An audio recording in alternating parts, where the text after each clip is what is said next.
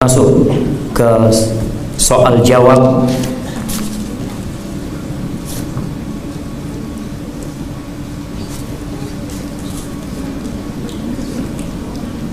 Jika seorang ibu yang belum memahami sunnah menganggap anaknya yang mengikuti sunnah dianggap ikut aliran sesat, dan si ibu merasa sedih, tidak ridha pada anaknya, apakah si anak berdosa? Haibati fillah, Nabi Ibrahim alaihissalam, bapaknya itu tidak ridha sama Nabi Ibrahim. Barakallahu fikum. Tapi apa hendak dikata? Tadi kita bicara rukun ibadah itu adalah cinta yang pertama. Kita harus mencintai Allah lebih dari segala-galanya. Kita mencintai Rasul SAW lebih dari segala-galanya. Maka ketika seorang anak yang mengamalkan sunnah dan orang tuanya tidak ridha, tugas anak bagaimana berdakwah kepada orang tuanya. Bagaimana cara berdakwah? Ana sampaikan kepada semuanya. Rasulullah SAW itu 40 tahun di kota Madinah, di kota Mekkah Al-Mukarramah, dikenal dengan sebutan apa? Al-Amin. Semua orang cinta kepada Nabi Muhammad SAW. Tapi ketika beliau mengajak orang-orang itu kepada Allah, semuanya jadi benci.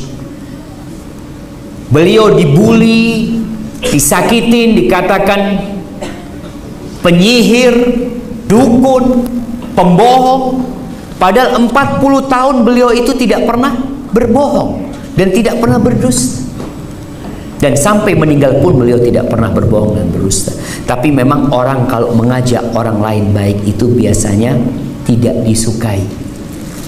Jadi kalau ibu-ibu ini beribadah saja orang lain suka.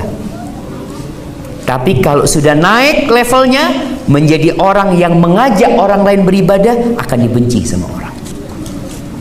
Sok suci, sok paling benar, udahlah urusin dirimu sendiri, nggak usah ngurusin aku. Itu resiko. Tapi bagaimana dengan ibu kita? Berdakwalah dengan akhlak. Jadi ketika kita kenal sunnah Nabi Muhammad SAW, mulai belajar Islam lebih dalam lagi, coba ketika pulang itu pijetin ibunya, ngobrol sama ibunya dengan baik, bawa oleh-oleh buat ibunya, hormatin dan hargain orang tuanya. Ada sebagian yang mengatakan kunu du'atan wa antum shamitun. Jadilah kalian pendakwah-pendakwah dalam kondisi kalian diam. Gimana kita bisa berdakwah Ustaz sedangkan kita nggak ngomong? Bil akhlak, dengan akhlak, dengan perilaku. Maka perlahan-lahan, insya Allah ketika ibu melihat perubahan anaknya ini positif, mudah-mudahan semoga dia juga dapat hidayah. Tapi itu juga tidak jaminan. Nabi Ibrahim alaihi salam kurang apa akhlaknya? Beliau masih dibakar sama bapaknya sendiri, sama kaumnya, dan diancam mau dilemparin batu sama bapaknya. Nabi Muhammad alaihissalam kurang apa akhlaknya? Beliau diusir dan mau dibunuh oleh kaumnya. Maka tugas kita hendaklah bagaimana berakhlak mulia kepada kedua orang tua kita, kepada kawan-kawan kita, kepada tetangga-tetangga kita. Karena kadangkala kita tuh kalau sudah belajar merasa sok paling benar ya. Ingat cerita Nabi SAW ketika beliau di Masjid Nabawi, ada orang yang kencing di masjid. Kira-kira kalau zaman sekarang kita ngelihat ada orang masuk masjid kencing, wah kafir, surga. Nabi SAW ngelihat itu orang kencing di masjid, apa kata Nabi SAW? Biarkan. Biarin. Masya Allah, sahabat sampai bingung. Ini kencing di masjid dibiarin. Iya biarin. Sampai selesai kencing orang ini dipanggil sama Nabi SAW. Sahabat suruh nyiram kencingnya. Kata sahabat, ya Allah, ini dia yang kencing, kita suruh nyiram. Subhanallah, itu akhlaknya Rasul SAW. Para sahabat Iramin dipanggil orang ini, dikasih tahu masjid ini adalah rumah Allah ya, yang tidak boleh di sana kecuali zikrullah. Dia sebutkan.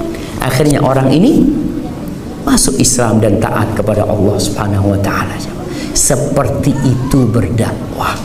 Jangan bermudah-mudahan dalam menvonis orang. Melihat bapaknya melakukan hal-hal yang tidak sesuai dengan sunnah, kayaknya bapak ini masuk 72 golongan, masuk neraka. Bapak, Allahu Akbar. Nah, ini pertanyaan, jika nama pemberian orang tua merupakan nama dewa, sesembahan agama lain, apakah perlu diganti nama itu? Kalau benar nama itu nama dewa yang diagungkan oleh, yang dianggap Tuhan oleh orang lain, maka kita perlu ganti nama kita. Jadi nama itu ada yang haram. Seperti siapa namanya? Allah. Ya, dosa, harus diganti. Atau nama sesembahan Hubal umpamanya. Nama berhala-berhala atau sesembahan lain itu wajib diganti. Ada nama yang makruh. Nama yang artinya buruk. Siapa namanya? Zalim. Namanya zalim. Betul, ada jemaah. Tapi supaya keren, zalim. Zalim. Ada namanya orang sahir. Betul. Ini ada ustaz, bukan ustaz ya, temen lah. Itu dulu bapaknya cari nama kan di Quran. Dulu Quran terjemahan masih belum banyak. Dia buka Quran, tunjuk. Siapa namanya? Sahirun alim. Artinya penyihir yang pinter. Itu ceritanya Fir'aun ketika minta supaya didatangkan tukang sihir yang pinter. Ini orang ngelihat nama anak-anak ada dalam Quran. Iyalah, setan juga ada dalam Quran. Maka perlu, kalau namanya buruk harus dianjurkan untuk diganti. Ada yang wajib diganti, ada yang makruh. Tadi tetap kita berusaha untuk menggantinya. Pernah ada seorang sahabat datang kepada Nabi SAW, ditanya, siapa namamu? Namanya Hazan. Hazan itu artinya yang susah dan keras kepala. Nama Hazan, bukan Hasan. Ha-zai-nun. Apa kata Nabi SAW? Anta sahal, namamu sahal. Sahal itu mudah artinya. Oh enggak, aku enggak mau ganti nama pemberian orang tuaku. Ya, Nabi enggak ganti, sudah dia enggak mau. Akhirnya orang ini hidup dalam kesusahan, sampai cucunya susah. Jadi nama itu juga ada maknanya. Jangan ditanya apa arti sebuah nama. Nama itu berpengaruh dalam kehidupan kita. Ada seorang ustadz namanya Minal Khosirin. Minal Khosirin artinya termasuk orang-orang yang merugi. Ada dalam Al-Quranul Karim. Minal Khosirin ada. Sama dulu kisahnya, orang tuanya nunjuk dalam Al-Quran.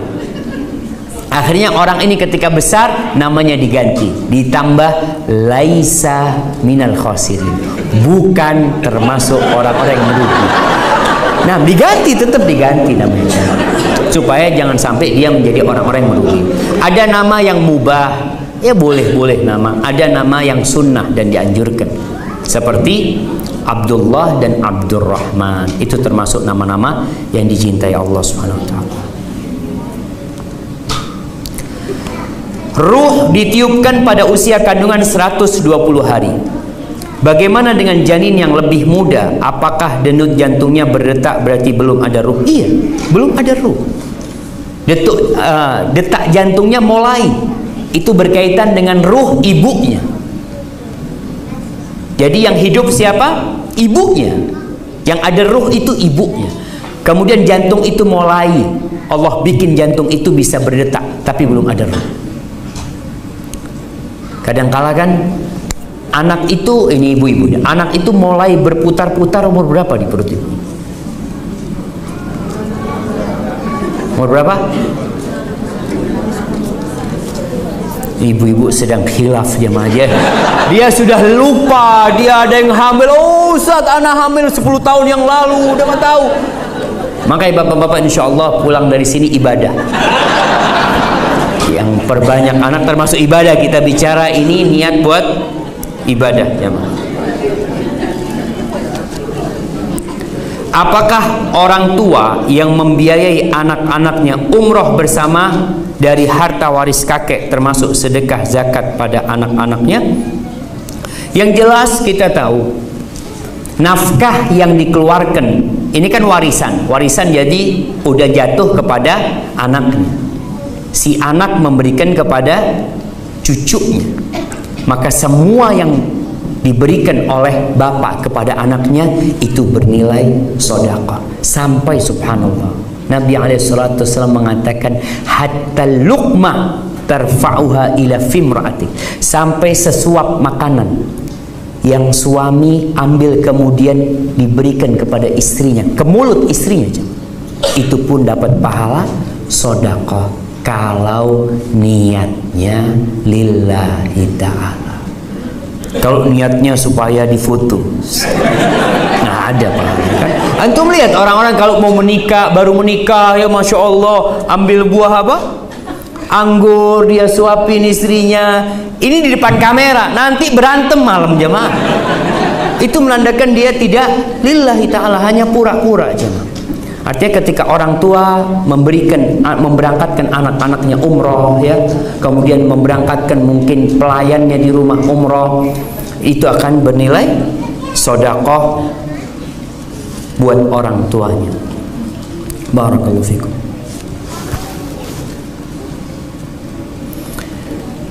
Pak Ustadz, maaf, mau numpang tanya. Apa hukumnya seseorang punya pacar sudah seperti suami istri? Otomatis ngasih makanan sama pacarnya. Lalu kita makan, lalu kita ikut makan. Apa hukumnya? Hukumnya apa ini? Ini bukan hukum pacarannya, itu hukum makanannya. Iya, ini pertanyaan. Hukum makanannya apa hukum pacarannya? Kayaknya hukum makanannya. Astagfirullahaladzim. Iya, berkaitan dengan subhanallah. Pacaran ini fitnah. Fitnah terbesar bagi kaum laki-laki adalah wanita. Maka tidak ada alasan seorang lelaki berzina, nggak ada alasan dia berzina. Allah mengatakan wala taqrabuz zina, jangan mendekati zina. Allah melarang zina dari sejak langkah pertamanya. Bagaimana seorang diperintahkan untuk menundukkan pandangan. Jadi kalau hadis Nabi SAW yang mengatakan pandangan pertama itu milikmu, itu pandangan yang tidak sengaja. Tapi kalau kita tahu ada perempuan mau lewat, Anda mau lihat sekali aja, sekali, kan nggak apa-apa sekali gitu, nggak boleh. Yang boleh itu nggak sengaja, dia ngelihat ya Allah, jangan diulangin, itu boleh. Allah suruh tundukkan pandangan, karena semua fitnah itu dimulai dari pandangan mata. Makanya tidak ada alasan lelaki berzina ketika Allah halalkan buat dia untuk menikah 2, 3, dan 4. Lalu dia berzina. Maka kalau bicara tadi, kalau sudah alhamdulillah, setan nih sebelum orang itu menikah, dia akan hadir untuk membuat dua orang ini berzina.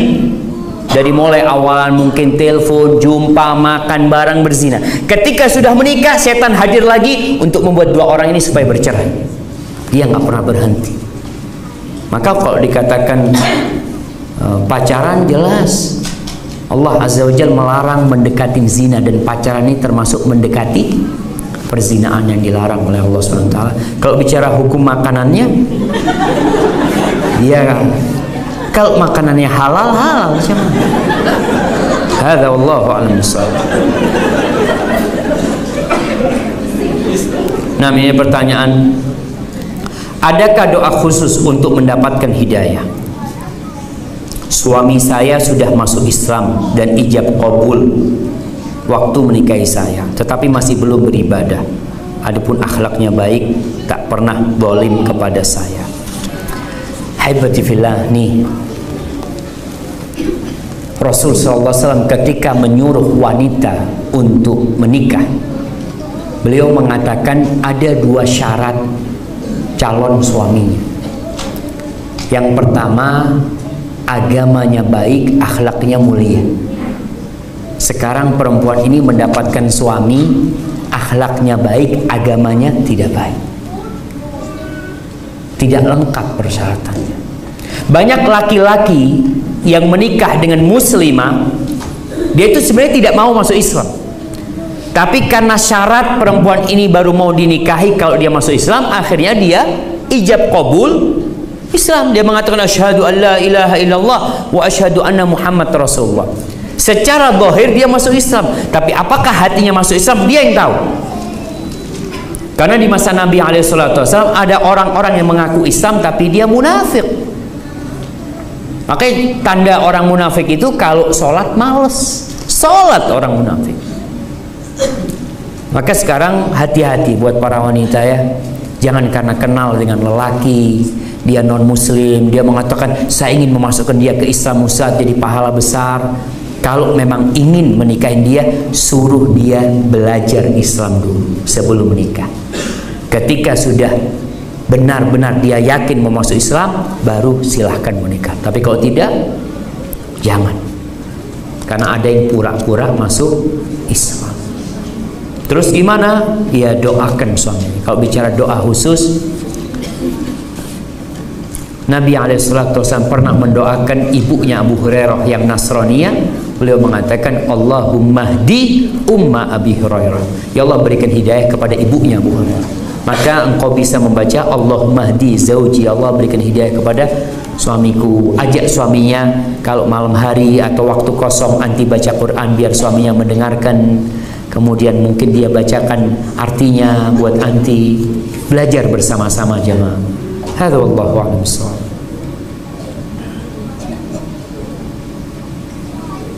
Mengapa pertolongan Allah Subhanahu wa ta'ala tidak tampak untuk menolong saudara kita yang dalam penindasan orang-orang kafir? Tadi salah satu sifat manusia apa? Terburu-buru, tergesa-gesa. Di masa Nabi Muhammad SAW pernah tuh 13 tahun Nabi disiksa jamaah sallallahu alaihi wasallam. Sampai Bilal bin Rabah disiksa seperti itu. Khabbab bin Arat itu dibakar. Jadi mereka bikin api seperti api pembakaran itu, lalu Khabbab ditaruh di atasnya sampai apinya mati karena kering sudah punggungnya Khabbab bin Arat. Masak itu punggungnya Khabbab bin Arat. Suatu hari Khabbab bin Arat ini datang jumpai Nabi SAW bersama beberapa sahabat. Nabi sedang istirahat bernaung di bawah naungan Ka'bah. Lalu mereka mengatakan, ya Rasulullah, ala tastansir lana, ala tad'ullah lana. Wahai Rasulullah, alaikas salatu wassalam ya Rasulullah, apakah engkau tidak berdoa buat kita, minta tolong kepada Allah buat kita? Kita hidup sudah tertindas. Nabi lalu mengatakan, laqad kana fi man kana qablakum. Kalian tahu orang-orang sebelum kalian itu ada yang mereka digergaji hidup-hidup kepalanya sehingga terbelah menjadi 2. Ada yang disisir dengan sisir dari besi sehingga daging itu terkelupas dari tulangnya. Wa ma yaruddu dzalika an dini. Itu pun tidak membuat mereka keluar dari agamanya. Wala yutimmanallahu hadzal amr. Urusan agama ini Allah akan sempurnakan. Allah akan tolong agama ini. Sehingga nanti ada orang berjalan, perempuan naik ontanya dari Hadramut ke Son'a, dia tidak takut kecuali kepada Allah dan serigala yang akan memangsa domba-domba dia, kata dia. Walakinnakum qaumun tasta'jilun. Tapi kalian adalah orang-orang yang tergesa-gesa, terburu-buru. Nggak seberapa yang terjadi dengan umat Islam sekarang. Apa yang terjadi dengan Bani Israel? Bayi laki lahir disembelih. Berapa tahun terjadi jamaah? Puluhan tahun terjadi. Sampai Bani Israel itu setelah Nabi Musa pergi, Nabi Musa umur 30 meninggalkan Mesir. Jadi sejak lahirnya Nabi, sebelum lahirnya Nabi Isa itu bayi-bayi sudah dilahir, disembelih. Bayi-bayi sudah dilahir. Jam berapa ini Ustaz? Kok sudah salah-salah ngomongnya Ustaz? Tinggal 15 menit lagi jamaah. Iya, tinggal 15 menit lagi. Sampai jam berapa jamaah? Oh, enggak jamaah. 9.15, bukan 9.30 kan? Soalnya udah lapar ini jamaah. Baik, anak ini dikasih kurma tapi bingung mau makannya gimana gitu jamaah. Kalau anak makan anak nggak bisa. Jadi ternyata buat hiasan belakang.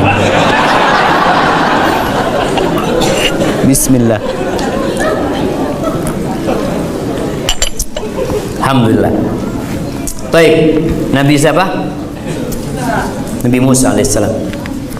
30 tahun plus 10 tahun beliau mengembala kambing, kemudian dapat wahyu dari Allah Subhanahu wa taala, balik. Itu Bani Israel masih dalam penyiksaan sampai 40 tahun kemudian disebutnya. Jadi dari lahirnya Nabi Musa ke hijrahnya Bani Israel itu kira-kira 80 tahun. Apa kata Bani Israel? Udzina min qabli an ta'tiyana wa min ba'di ma ji'tana. Mereka, ya Musa, sebelum engkau datang kita ditindas oleh Fir'aun, setelah engkau datang kita masih ditindas oleh Fir'aun. Subhanallah. Tapi Bani Israel bersabar. Maka Allah katakan, wa tammat kalimat rabbikal husna ala Bani Israel bima sabaru. Allah menangkan Bani Israel itu karena kesabaran mereka. Hanya saja tuh sifatnya manusia, dia terburu-buru.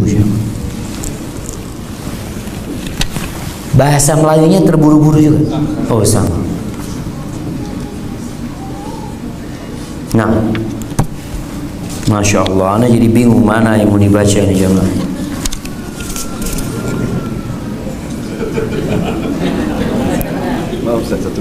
Oh Masya Allah, kita sampai subuh kalau ini jemaah. Assalamualaikum Ustaz. Sebentar tadi, ini bahasa Melayu nih jemaah. Sebentar tadi Ustaz ada bilang perlu mengetahui wanita yang subur, seperti perlu mengawini wanita yang subur seperti yang diserukan oleh Nabi SAW. Bagaimana yang wanita tak subur boleh berkawin dengan siapa? Dengan siapa yang mau?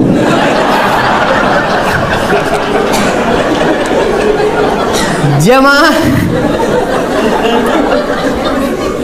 ini anjuran, arahan dari Nabi Muhammad SAW. Tapi kita lihat istri-istri Nabi tak ada yang punya anak kecuali Khadijah. Aisyah tak punya anak. Zainab tak punya anak.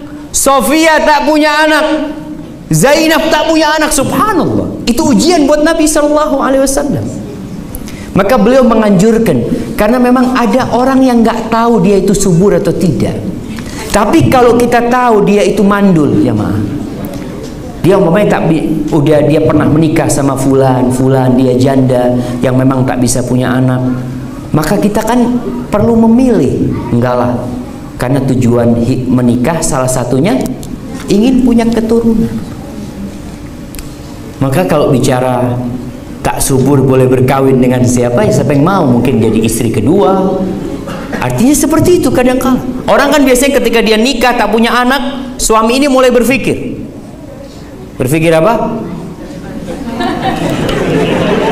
Dia berpikir, kalau masa anak sampai kapan nggak punya anak sama dia. Kadang-kala dia berpikir untuk menikah lagi. Kadang-kala dia nggak menikah lagi, tapi dia menceraikan istrinya. Karena ada laki-laki yang tak mampu untuk menikah dua. Allah membolehkan laki-laki menikah dua kalau mampu berlaku adil. Tapi kalau dia tak mampu berlaku adil, dia mungkin ceraikan istrinya. Mohon maaf, anak ingin punya anak. Mudah-mudahan kau mendapatkan ganti yang lebih baik dari aku. Mereka kadang-kala berpisah. Dan hidup ini ujian. Besok kita akan bicara hidup ini ujian. Ada orang yang anaknya semua perempuan, menikah dibawa sama suaminya semua. Ada anak yang semuanya laki. Itu ujian dari Allah Subhanahu wa ta'ala, berbeda-beda. Ada orang yang sampai mati tak punya anak. Tahu ujiannya Nabi Zakaria? Nabi Zakaria itu sampai tua renta minta anak. Dikasih anak sama Allah Subhanahu wa ta'ala, tapi Nabi Zakaria harus melihat anaknya disembelih dan kepalanya dihadiahkan kepada seorang pelacur. Bapak melihat anaknya disembelih dan dihadiahkan kepada seorang pelacur. Ujian yang berat. Artinya semua diuji sama Allah Subhanahu wa ta'ala. Cuma kalau kita suruh milih, ya milih. Orang itu memilih, jamaah. Hadza wallahu a'lam bissawab.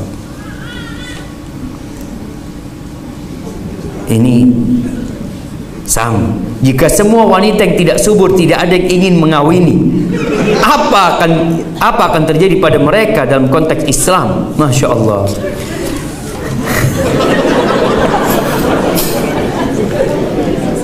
Ada lelaki-lelaki yang Masya Allah sampai meninggal dunia, dia bersama istrinya yang tak punya anak. Dia bersabar, jemaah. Karena orang yang bersabar masuk surga, yang bersyukur masuk surga juga. Jadi dua hal ini. Namun sekali lagi, ketika kita mau menikah, kita disuruh memilih. Terserah engkau mau menikahin, boleh, nggak haram, jemaah. Artinya menikahin wanita yang mandul itu tidak haram. Hanya Nabi SAW menganjurkan supaya menikahin yang subur gitu.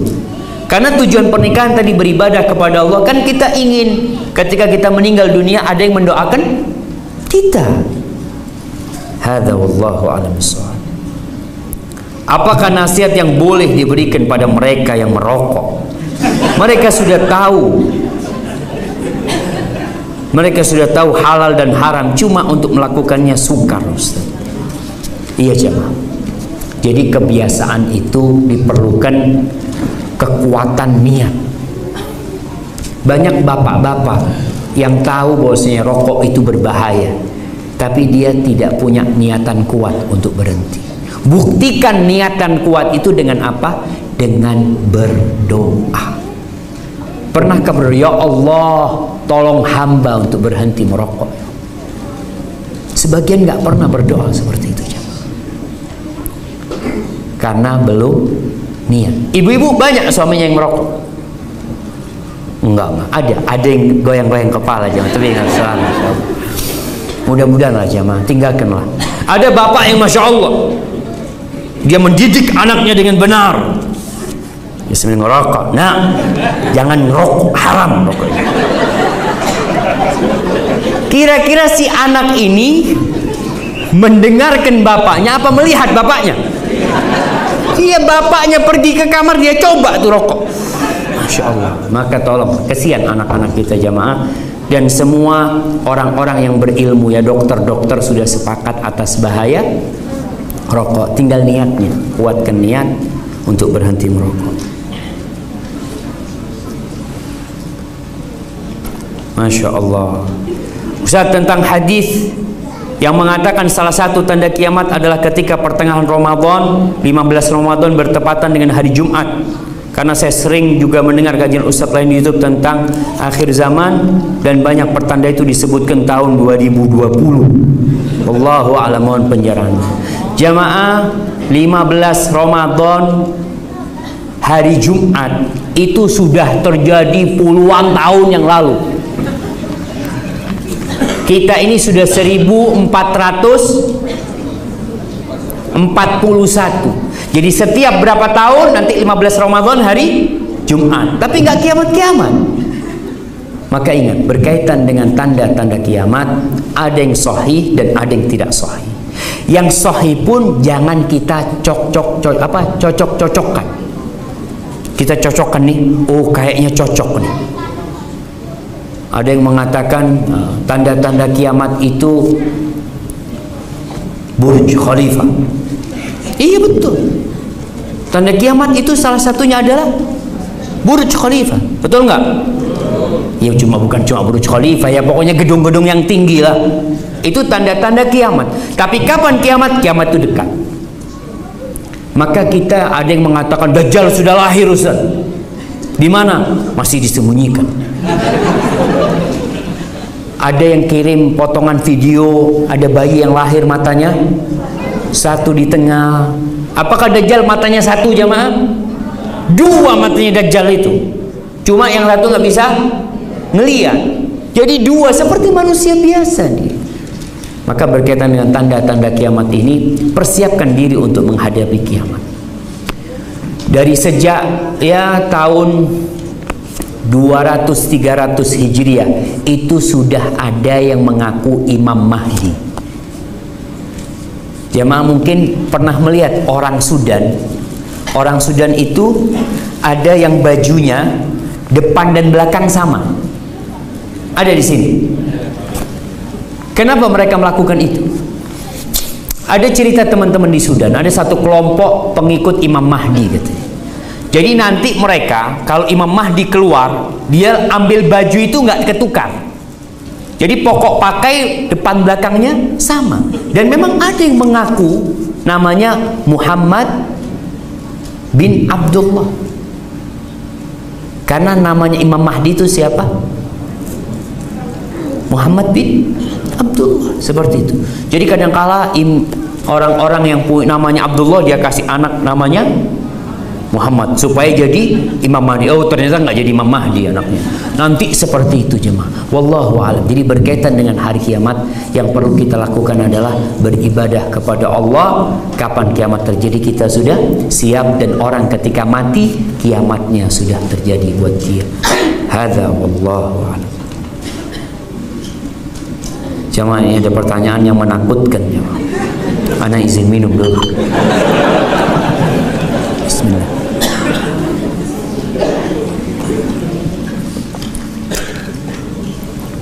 Alhamdulillah. Ustaz, bagaimana caranya istri ikhlas di madu?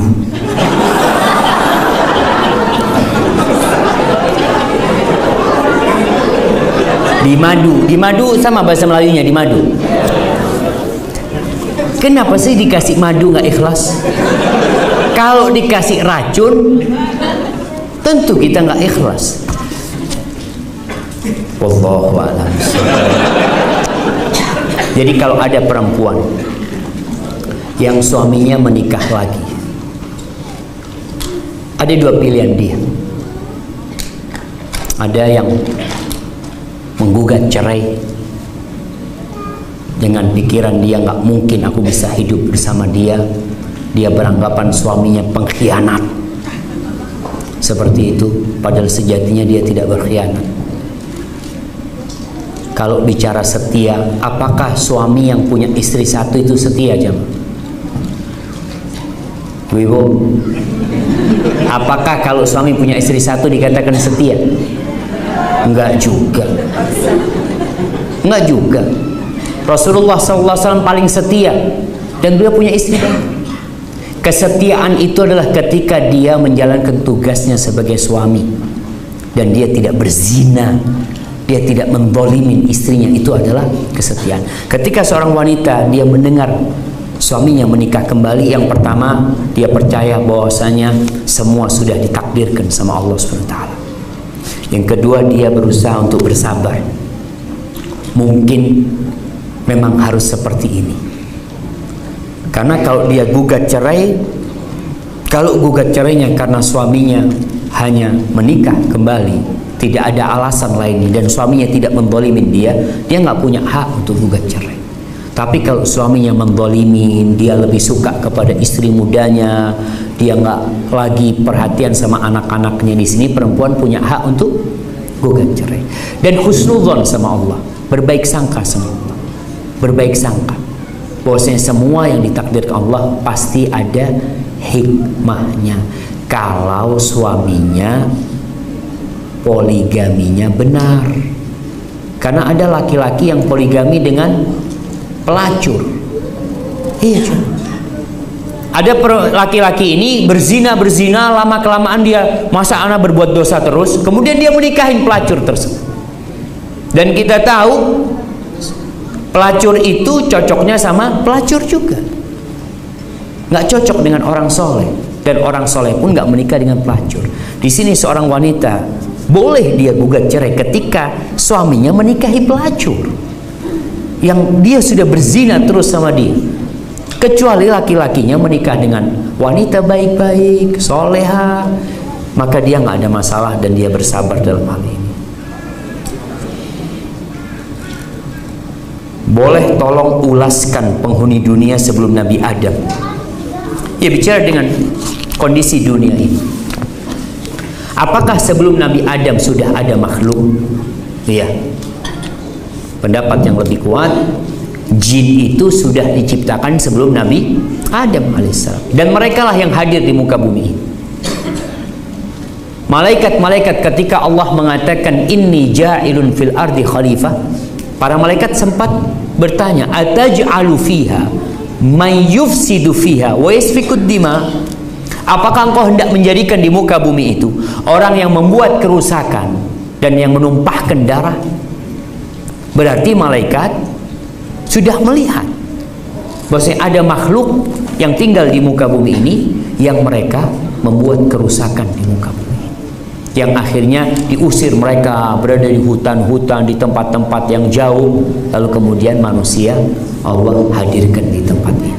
Itu kira-kira makhluk yang ada sebelum Nabi Adam alaihissalam. Ada yang mengatakan nggak ada makhluk sebelum Nabi Adam alaihissalam. Ada, wallahu a'lam bishawab. Assalamualaikum. Waalaikumsalam warahmatullahi. Bagaimana menumbuhkan, mempertahankan rasa cinta pada saat sedang futur? Iman itu naik turun jemaah, ya. Bagaimana cara kita supaya iman kita itu stabil? Kalaupun turun tidak terlalu, tidak drastis, ya. Caranya adalah dengan memperbanyak ibadah sunnah. Karena kata Rasul SAW, Allah berfirman, ini hadis qudsi. Kata Allah, wa ma taqarraba ilayya 'abdi bi syai'in ahabba ilayya mimma aftaradtuhu ilayhi. Tidak ada satu amalan yang lebih aku cintai, hambaku mendekatkan dirinya kepadaku, lebih Allah cintai daripada yang wajib-wajib. Jadi lebih dicintai Allah, lebih dicintai mana? Salat subuh sama salat tahajud. Salat subuh lebih Allah cintai. Lalu Allah mengatakan, wa ma yazalu 'abdi yataqarrabu ilayya bin nawafil. Hambaku ini terus-terusan mendekatkan dirinya kepadaku dengan yang sunnah-sunnah, hatta uhibbah, sehingga aku mencintai dia. Jadi kalau ingin dicintai Allah, tambahi dengan tadi overtime kita sebutkan, dengan amalan yang sunnah-sunnah. Kalau imannya sedang turun, yang wajib tetap terjaga, yang mungkin ditinggalkan yang sunnah. Orang kalau nih ibu-ibu nih, berkaitan dengan ibu-ibu kalau biasa puasa Senin Kamis, kira-kira punya utang Ramadan nggak? Nggak mungkin punya utang Ramadan, karena dia yang sunnah aja sudah dia amalkan. Kalau imannya lagi lemah, apa yang dia tinggalkan? Yang sunnah. Tapi kalau ibu-ibu nih sunnah nggak punya, hanya puasa di bulan Ramadan, selesai Ramadan masih punya utang. Sebagian perempuan itu nggak bayar utangnya. Maka bapak-bapak harus perhatian sama istrinya. Tanya sama istrinya, utangmu Ramadan udah lunas apa belum? Kalau istri puasa sunnah, insya Allah nggak perlu ditanya, karena dia akan membayar yang wajib sebelum melaksanakan yang sunnah. Maka cara mempertahankan iman ini, perbanyak amalan sunnah, sehingga kalau imannya sedang turun, yang ditinggalkan yang sunnah saja, tidak sampai ke yang wajib jamaah. Yang kedua, banyak berzikir. Jadi orang yang imannya lemah itu karena godaan setan begitu besar. Zikir ini termasuk benteng jamaah. Dan zikir ini amalan yang tidak memerlukan waktu yang banyak dan energi yang besar. Hanya mengatakan subhanallah, subhanallah, subhanallah, subhanallah wa bihamdihi. Usahakan dijaga zikir pagi dan petang, insya Allah akan terjaga dari godaan syaitan. Masya Allah. Saya mau bertanya mengenai sholat syuruk. Bagaimana kalau sholat di rumah untuk wanita bukan di masjid? Jazakallah khair. Tapi berkaitan dengan wanita, memang wanita ini tidak dianjurkan untuk sholat di masjid. Tapi perempuan itu diperbolehkan sholat di masjid. Jadi para suami tidak boleh melarang istrinya ke masjid. Dosa. Kalau suami melarang istrinya ke masjid, dia berdosa. Istri-istri sahabat sebagian sholat di masjid Nabawi. Bagaimana dengan hadis sholat syuruk tadi? Maksudnya orang yang sholat berjamaah di masjid, kemudian duduk di tempat sholatnya, berzikir mengingat Allah sampai matahari terbit, kemudian dia sholat sunnah 2 rakaat, maka dia akan dapat pahala haji dan umrah yang sempurna. Dengan wanita gimana? Kalau wanita sholat di masjid juga, nunggu matahari terbit, selesai, dia dapat hadis itu. Bagaimana dengan yang di rumah? Ada 2 pendapat para ulama. Syekh Ibn Utsaimin rahimahullahu ta'ala ketika beliau ditanya pertanyaan ini, beliau mengatakan, Allahu a'lam, kata beliau, perempuan yang di rumah dan berzikir sampai matahari terbit, dia berada dalam amalan yang soleh, yang baik sekali. Tapi kalau dapat pahala itu, nggak tahu, kata beliau. Mungkin dia dapat, mungkin tidak. Tapi Syekh bin Baz rahimahullahu ta'ala lebih menguatkan pendapat yang insya Allah dia dapat. Asalkan memang benar dia duduk di tempat sholatnya, bukan masak, bukan goreng, bukan tiduran, tapi duduk. Karena orang yang rebahan tidak masuk dalam hadis itu. Hadis itu mengatakan tsumma qa'ada fi musallahu, kemudian dia duduk di tempat sholatnya. Barakallahu fikum. Berapa menit lagi jemaah? 8 menit. Bagaimana menyikapi rasa was-was ketika ingin sholat tapi kita ragu, kita tidak bersih pakaiannya ketika bekerja? Ahibati fillah, bersih dan suci itu berbeda. Suci itu artinya tidak najis. Kalau bersih, ya tidak ada noda, tidak ada kotoran. Sedangkan syarat sahnya sholat itu suci dan bukan bersih.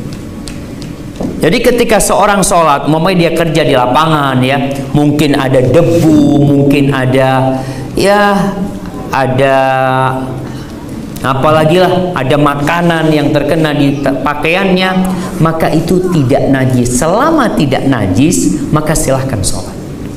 Kalau bicara ragu, jangan sampai keraguan itu mengalahkan keyakinan. Itulah jadinya was-was. Ketika kita yakin bersih, nggak ada najis, dari tadi anak tidak terkena najis, sholat sudah. Bismillah, lawan. Karena ada sebagian orang jemaah yang merasa kalau sholat itu harus pakai baju yang baru, harus mandi. Padahal mandi itu syarat sah kalau sedang junub. Tapi kalau dia nggak junub, dia tinggal wudhu saja. Banyak pekerja-pekerja yang tidak sholat atau menunda-nunda sholat karena nunggu harus mandi dahulu, harus ganti baju yang baru. Tidak. Jadi syaratnya adalah suci dan bukan bersih. Hadza wallahu a'lam bishawab. Nah, ini pertanyaan nanti. Yang sebelah sini kayaknya lebih dulu. Apa udah selesai ya, Mak?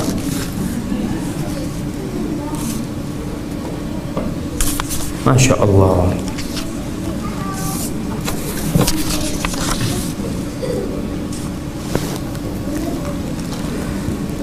Bagaimana hukumnya kerja di hotel yang dimana di sana kita jualan kamar, makanan, dan minuman termasuk alkohol?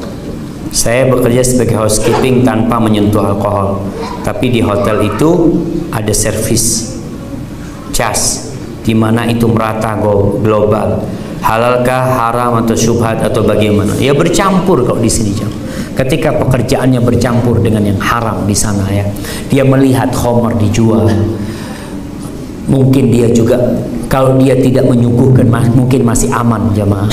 Tapi kan kita lihat tempat kerja dia memang mencakup ada yang halal dan ada yang haram seperti itu. Maka harap berhati-hati Kalau kerja di hotel, carilah hotel yang tidak menyediakan khamar, tidak menyediakan pelacur-pelacur. Na'udzubillah min dzalik. Hadza wallahu a'lam bissawab. Ustaz, kami mahasiswa Indonesia di kota Sharjah,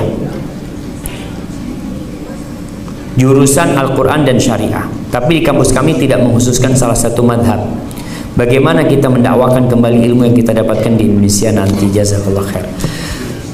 Anak-anak yang kuliah jamaah, yang sudah di university ini, memang belajarnya biasanya perbandingan madhab. Di sini pun di Arab Saudi mereka belajar madhab itu ketika SD, SMP, SMA, SMU. Mereka kalau di Saudi madhabnya Hambali. Ketika sudah masuk ke university, mereka belajar semua madhab untuk menciptakan penuntut ilmu yang tidak fanatik terhadap madhab. Karena madhab ini bukan agama, artinya madhab Hambali ya sudah, mereka paling benar, yang lainnya salah umpamanya. Tidak, bisa jadi di madhab Hambali ada yang lebih kuat daripada di madhab Syafi'i. Di madhab Syafi'i, mungkin di madhab Maliki ada yang lebih kuat. Maka seorang ketika sudah kuliah, maka dia belajar mengkaji semua madhab itu agar dia tidak menjadi orang yang fanatik. Bagaimana mengamalkan di Indonesia ketika sudah pulang? Jangan lupa belajar madhab Syafi'i yang mendalam. Karena di Indonesia dan di Melayu, di Malaysia itu juga madhab Syafi'i, sehingga kita jadi tahu mau madhabnya Syafi'i. Kalau kita bicara mengusap kepala dalam madhab Syafi'i berapa kali? Mungkin 2 kali atau 3 kali mereka, atau sekali. Kita perbandingkan mana sih yang sebenarnya lebih kuat? Apakah sekali atau 2 kali atau 3 kali? Itu yang membuat kita semakin memahami, insyaallah. Assalamualaikum Ustaz. Waalaikumsalam. Dalam sholat subuh dan sholat maghrib dan isya, di 2 rakaat awal yang dijaharkan, apakah makmum juga wajib membaca Al-Fatihah? Syukron Ustaz. Ya, masalah ini masalah khilaf jamaah di antara para ulama. Apakah makmum itu wajib membaca Al-Fatihah atau tidak? Membaca Al-Fatihah itu rukun sholat. Kalau dia jadi imam, kalau dia sholat sendiri, maka wajib, bukan wajib, rukun ya. Kalau ditinggalkan nggak sah sholatnya. Kalau menjadi makmum, apakah dia wajib membaca atau cukup mengikuti bacaan imam, yakni mendengar bacaan imam? Ada 2 pendapat para ulama. Pendapat pertama tetap menguatkan hadis la salata illa bi fatihatil kitab, tidak sah sholat kecuali baca Al-Fatihah. Maka dia mewajibkan. Ketika imam selesai baca Al-Fatihah, mereka akan baca Al-Fatihah. Pendapat yang kedua mengatakan membolehkan, tapi tidak mewajibkan membaca bersama imam. Boleh. Karena sejatinya bacaan makmum, bacaan imam sudah cukup menjadi bacaan makmum. Karena kita lihat, kalau antum sholat berjamaah, dapat imam ruku, terhitung 1 rakaat, padahal tidak ikut membaca Al-Fatihah. Seperti itu. Ya, mau udah habis waktunya. Udah habis. Lanjut apa? 1 menit lagi. Ini pertanyaannya 1 jam nanti di jamaah. Bagaimana hukumnya diundang atau diundang makan, diberi hadiah oleh teman yang bekerja di bank, penghasilannya berasal dari riba, memiliki pemasukan dari sumber lain, namun persentasenya lebih kecil dari bank? Bolehkah makan menerima hadiah itu? Haibatifillah, berkaitan dengan orang yang hasil usahanya haram, seperti dia bekerja di bank, apakah istrinya ketika dapat nafkah dari suaminya juga haram? Apakah anaknya ketika dapat dari suaminya juga haram? Ada 2 pendapat para ulama di sini. Yang pertama, istri ketika menerima dari suami sebagai nafkah dia. Tapi kalau istri bisa usaha sendiri, hendaklah dia usaha sendiri. Anak pun seperti itu nafkah buat anaknya. Tapi kalau anaknya sudah bisa berusaha sendiri, lebih baik dia bekerja berusaha sendiri, tidak makan dari hasil bapaknya yang haram. Tapi kalau bercampur, kita diundang makan, nggak ada masalah. Rasul Shallallahu Alaihi Wasallam itu diundang orang Yahudi makan, dikasih makanan sama orang Yahudi, padahal orang Yahudi itu termasuk pelopor riba, jemaah. Nabi makan, diterima hadiah sama mereka. Tapi jangan lupa untuk mendakwain saudara-saudara kita yang masih melakukan riba. Hadza wallahu a'lam bissawab. Itu yang bisa saya sampaikan. Apabila benar itu dari Allah Azza wa Jal, kalau ada yang salah dan kurang berkenan, itu dari diri ana pribadi. Allah dan Rasulnya terbebaskan dari kesalahan itu. Subhanakallahumma wa bihamdika asyhadu an la ilaha illa anta astaghfiruka wa atubu ilaik. Wassalamualaikum warahmatullahi wabarakatuh.